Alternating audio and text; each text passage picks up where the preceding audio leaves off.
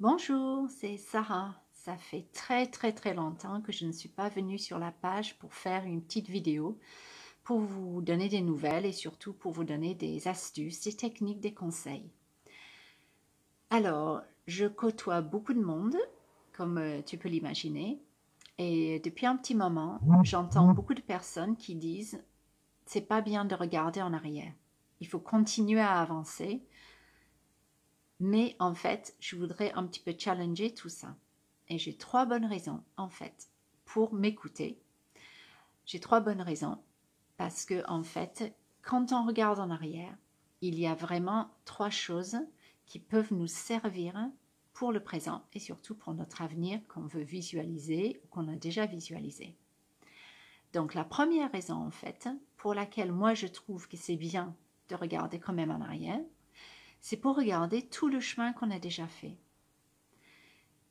Pendant très longtemps, quasiment toute ma vie, moi j'étais vraiment tête baissée, je fonçais direct et je ne prenais jamais le temps de m'arrêter et juste de regarder tout le chemin que j'avais déjà fait. Et en fait, à faire ça, j'étais jamais satisfaite parce qu'il y avait toujours autre chose à faire. Il y avait toujours des choses que j'avais pas encore accomplies, etc., etc. Donc le jour où j'ai enfin compris que c'était bien de s'arrêter de temps en temps, juste pour admirer le paysage, juste pour faire une petite halte, bah en fait c'était super bien, c'était vraiment super bien, parce que ça m'a permis de voir en fait, ouais quand même, tout le chemin que j'ai déjà parcouru. Donc ça c'est la première bonne raison quand même de regarder en arrière. La deuxième bonne raison, pardon, je crois que j'ai une petite mouche là, excuse-moi.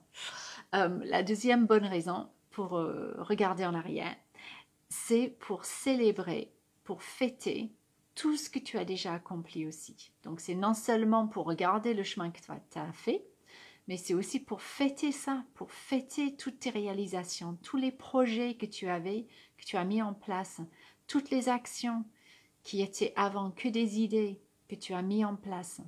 Et c'est vraiment pour prendre le temps aussi de les fêter, de célébrer la personne que tu es déjà, avant de penser à celle que tu veux devenir.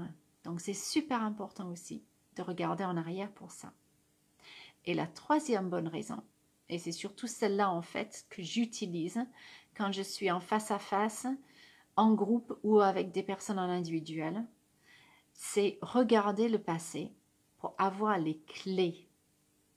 Parce que quand on est un passé plus ou moins harmonieux ou un passé vraiment traumatisant, il y a toujours des clés dans notre vie, dans notre passé, qui peuvent nous aider à comprendre notre situation actuelle et surtout les clés qui peuvent ouvrir des portes vers notre avenir.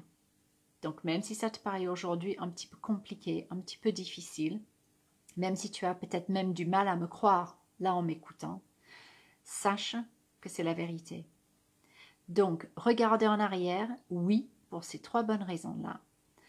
Non, pour regarder en arrière, pour avoir des regrets, pour dire si j'avais fait ça, ça aurait été mieux. Parce qu'on peut refaire le monde avec des si. Et ce n'est pas le but du tout.